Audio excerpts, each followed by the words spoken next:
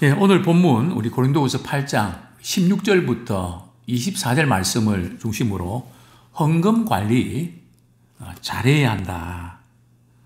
헌금 관리 잘해야 한다는 제목으로 우리 함께 은혜를 나누기를 원합니다. 어떤 분들은 헌금을 우리가 드릴 때 오른손이 하는 것을 왼손이 하는 것을 오른손이 모르게 해야 된다. 그래서 헌금을 드릴 때 헌금 봉투에 이렇게 이름을 쓰지 않고 그냥 비밀리에 헌금을 드리는 것이 좋다. 사실은 이제 그런 그 말씀이 왼손이 하는 건 오른손이 모르게 한다는 이런 점에서는 참 그 마음을 충분히 우리 이해는 할 수 있는데 이제 그렇게 생각하는 분들 가운데 헌금 생활을 제대로 하는 분들이 다는 아니겠지만 비교적 적다는 것을 발견합니다. 헌금의 액수를 많이 내고 적게 내는 게 문제가 아니라 그냥 그런 말씀을 우리 인용하면서 그냥 내 마음에 그냥 내키는 대로 그렇게 내면 된다. 이제 그렇게 생각하는 경향이 있다는 거죠. 근데 성경 말씀에 보면 헌금 봉투에 그런 이름을 적나 안 적냐 그 문제가 아니거든요. 왼손이 하는 걸 오른손이 모르게 하라는 의미는 내가 이만큼 했는데 그것을 남한테 자랑하고 과시하고 알리는 목적으로 하지 말라는 뜻이거든요. 근데 성경에 보면 바나바가 땅 팔았던 거 이름 다 기록되어 있거든요. 또 성경에 이렇게 또 마리아 같은 경우에 300데나리온 말이죠. 향유를 예수님께 이렇게 바치는 그런 부분이라든지 그래서 그 성경 말씀을 꼭 이름을 밝히냐 안 밝히냐 이제 이 문제가 아니라는 거죠. 또 우리가 이제 한국 교회가 사회적인 어떤 그 이미지에 있어서 왼손이 아니고 오른손 모르게 해라. 이것 때문에 구제 활동을 하는데 천주교가 많이 합니까? 기독교가 많이 합니까? 기독교가 거의 대부분이거든요. 그러면서도 일반 사람들한테는 어떻게 인식되어 있습니까? 천주교가 선한 일 많이 한단 말이죠. 왜 그런지 아십니까? 모르게 해야 되니까. 이 천주교는 또 언론에 대해서 굉장히 밝거든요. 천주교에 무슨 문제가 있을 때 막 떠벌리고 막 그냥 그런 거 보셨습니까? 떠들었다면 교회 아닙니까? 물론 문제가 없는 건 아닌데 우리 한국 교회가 언론인들을 우리가 이렇게 잘 키워내지 못했다는 그런 잘못도 있고요. 또 우리가 왼손이 하는 거 오른손 모르게 한다는 것 때문에 교회에 대한 이미지가 좋은 일 하면서도 욕먹는. 그래서 오늘 성경 뭐라고 말씀합니까? 선한 일에 조심해라. 많은 분들이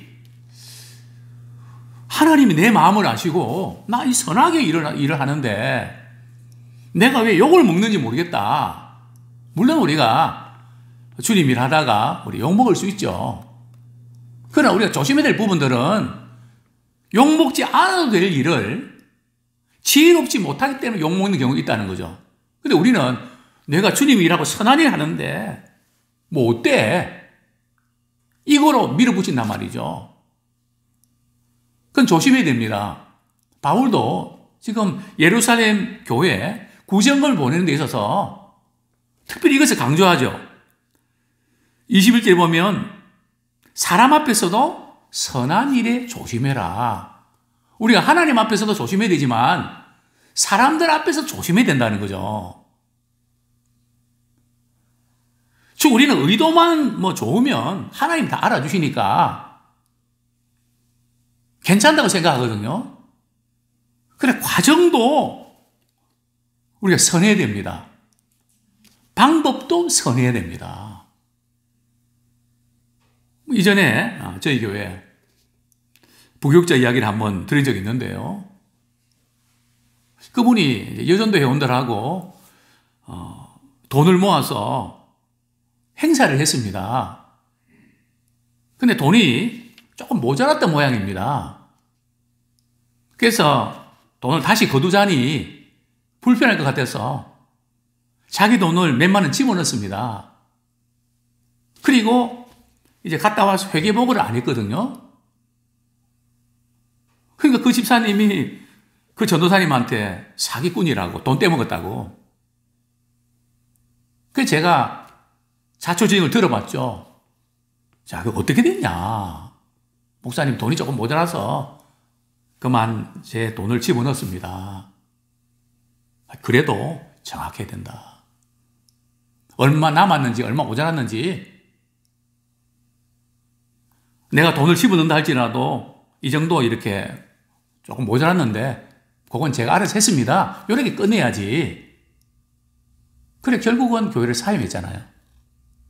그분 탁월한 분입니다. 지금도 한국 교회에서 되게 큰 역할을 하거든요. 제가 특별히 아끼는 목회자입니다. 기껏 좋은 의도를 해놓고 말이죠. 결국은 비방을 받는 참 그 안타까운 그런 모습들을 우리가 발견하게 되는데요. 자, 먼저 그러면 바울이 이제 예루살렘 교회에 참 헌금을 보내는 그 일에 있어서 어떤 사람에게 이 헌금을 보내는 일을 맡기는가? 헌금 관리 해야 될 사람들의 자격이랄까요? 또 어떻게 관리해야 될까요? 이 부분을 오늘 좀 다루려고 합니다. 자, 먼저 우리 16절 말씀 같이 읽겠습니다. 시작. 너희를 위하여 같은 간절함을 디도의 마음에도 주시는 하나님께 감사하는 17절까지요. 그가 고난을 받고 더욱 간절함으로 자원하여 너희에게 나아갔고.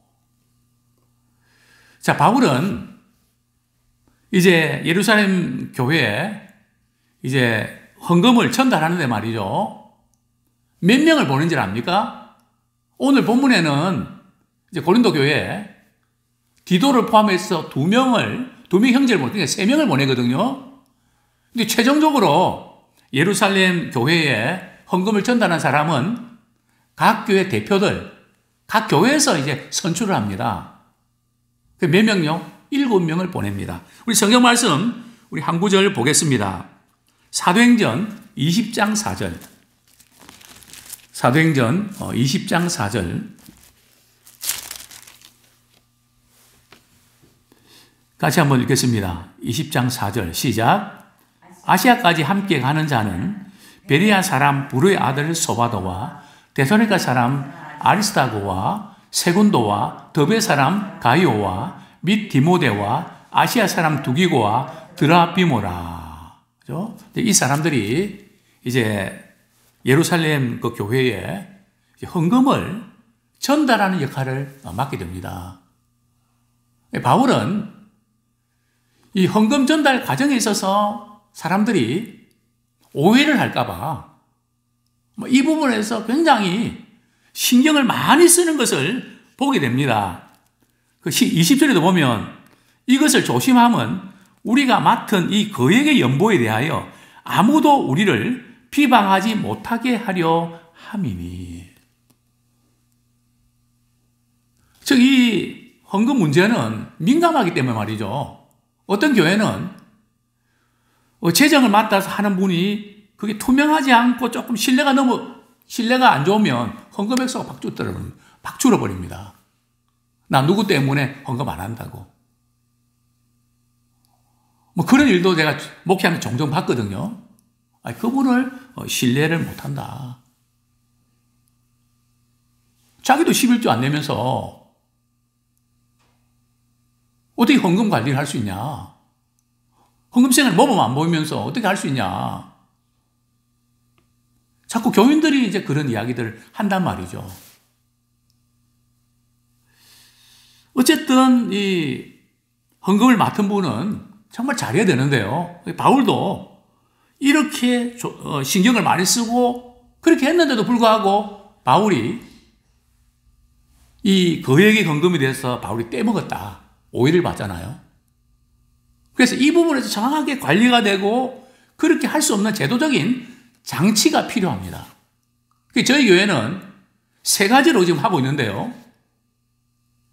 모든 전체의 관리나 모든 이런 것들, 그 다음에 또 집행하는 분들, 그리고 일일이 말이죠. 저희들이 봉투에다가 도장을 찍어서 금액까지 확인을 합니다. 만약에 이것이 그냥 관리가 안 되면요. 어떤 일이 벌어지는지 아십니까? 누가 된지 모르잖아요. 그래서 봉투를 챙기는 경우도 있습니다. 헌금을 관리하는 분이 또 심지어 어떤 경우들은 또 목회자들이 아무 그게 없잖아요. 이제 이런 유혹을 받는다는 거죠. 저희들 같은 경우는 봉투에 다 찍고 다 이렇게 확인하고 또 금액이 다르면 또 확인합니다. 혹시 지금 조금 금액이 모자라는데 혹시 잘못 넣은 거 아닙니까? 또 이렇게 많이 들어가실 경우들은 돈이 더 계산 잘못 넣은 거 아닙니까? 해서 정확하게 정리를 합니다.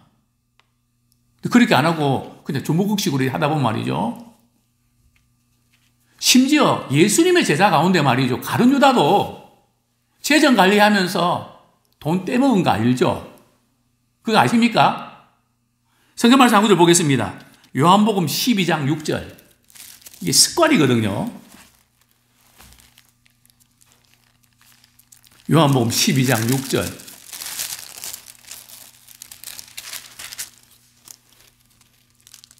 같이 한번 읽겠습니다. 요한복음 12장, 우리 5절부터 6절까지 한번 읽겠습니다. 시작. 이 향유를 어찌하여 300데나리온에 팔아 가난한 자들에게 주지 아니하였느냐 하니, 이렇게 말하면 가난한 자들을 생각함이 아니요 그는 도둑이라 돈깨를 맞고 거기 넣는 것을 훔쳐가미러라.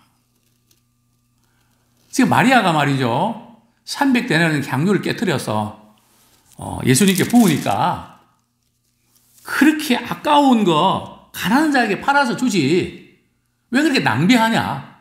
아주 핀잔을 주지 않습니까? 근데 정말 이 가룟 유다가 가난한 사람을 돕고 싶은 마음 때문에 그랬을까요? 아니란 말이죠.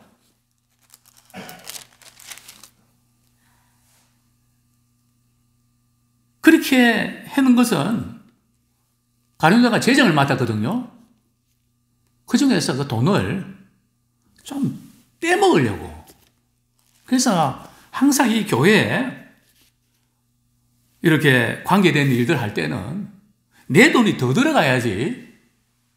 그게 10원이든 20원이든 100원이든 1000원이든 그것이 내 수중으로 들어오는. 그래서 어떤 경우는 긴가민가 할 때 있지 않습니까? 영수증도 없고 긴가민가 할 때는 무조건 이렇게 그 금액만큼 내놔라. 근데 우리는 이거 내 돈일 거야. 교회 돈일 거야. 그거 헷갈릴 때가 있거든요. 그럼 무조건 내놔라. 왜냐하면 하나님의 헌금이니까. 그것을 내 거로 하면 10원도 도둑질이거든요. 100원도 도둑질이고 1000원도 도둑질이고. 그래서 우리가 근데 지금 가룟 유다는 그런 개념이 없는 거죠.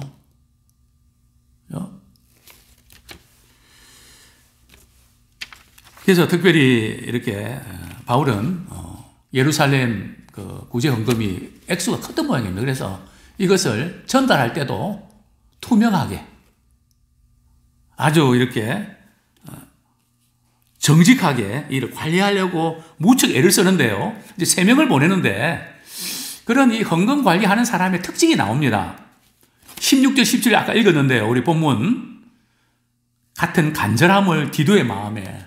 사실 바울은 고린도 교인들을 생각할 때 참 간절한 마음이 있었거든요. 또 디도도 고린도 교인들을 생각할 때 간절한 마음이 있었습니다. 이 간절한 마음이라는 것은 그들을 사랑하고 섬기는 마음입니다.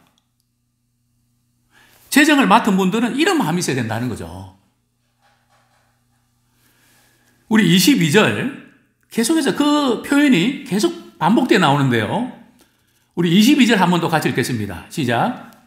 또 그들과 함께 우리의 한 형제를 보내었노니 우리는 그가 여러 가지 일에 간절한 것을 여러 번 확인하였거니와 이제 그가 너희를 크게 믿음으로 더욱 간절하니라.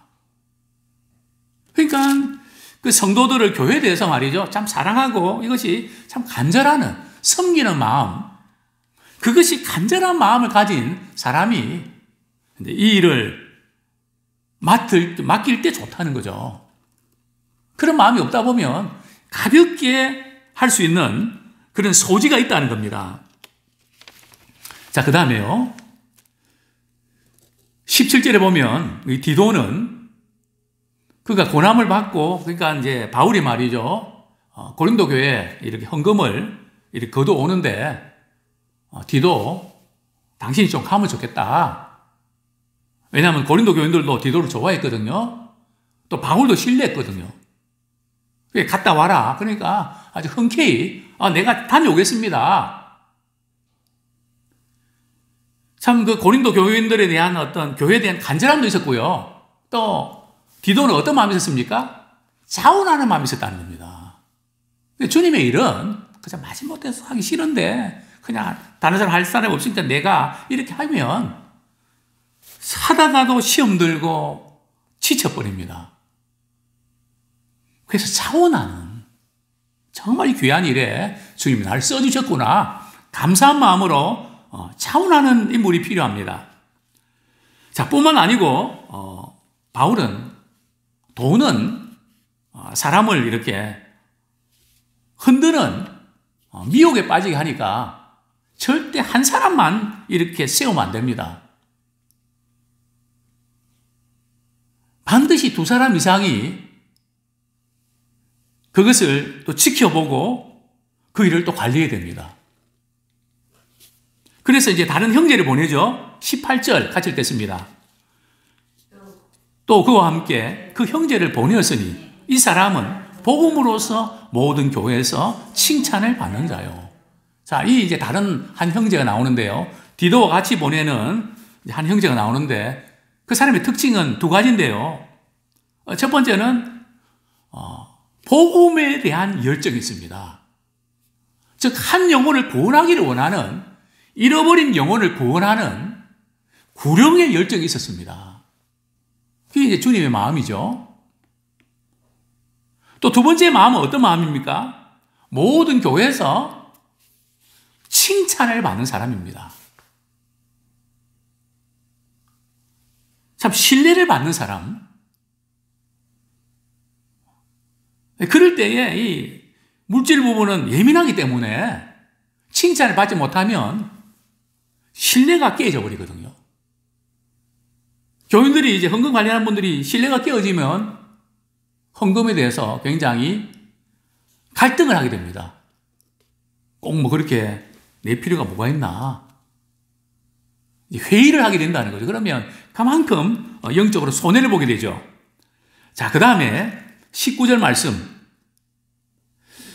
이 같이 보냈던 이 형제는 어떤 특징이 있는가 하면 19절 시작. 이뿐 아니라 그는 동일한 주의 영광과 우리의 원을 나타내기 위하여 여러 교회의 택함을 받아 우리가 맡은 은혜의 일로 우리와 동행하는 자라. 자, 이 이제 형제는 주님의 영광을 나타내는 여기에 관심이 많다는 거죠. 뭐 내가 무슨 일을 했다. 뭐 이게 아니라 어떻게 하면 내가 이 헌금 관리하는 일을 통해서 주님의 영광을 나타낼 수 있을까? 자기 영광이 아니라 주님의 영광에 관심이 있다는 거죠. 그리고 이 사람은 교회, 여러 교회 택한, 여기 여러 교회는 뭐 말 그대로 여러 교회인데 아마 마게도니아 교회들 가능성이 높습니다. 고린도 교회뿐만 아니라 여러 교회들로부터 그들이 선택했다는 거죠. 아무 교회는 헌금 관리 맡는 일에 이 예루살렘 교회에 보내는 일에 이분은 정말 이렇게 틀림없는 사람이다. 한 교회뿐만 아니라 여러 교회에서 인정을 받는 그 택함을 받는 바울이 일방적으로 그냥 자기 코드에 맞는 사람을 택한 게 아니고 성도들이 볼 때도 이 사람이면 일을 맡기는 게 딱이다. 적격자다. 이렇게 해서 선택됐다는 거죠.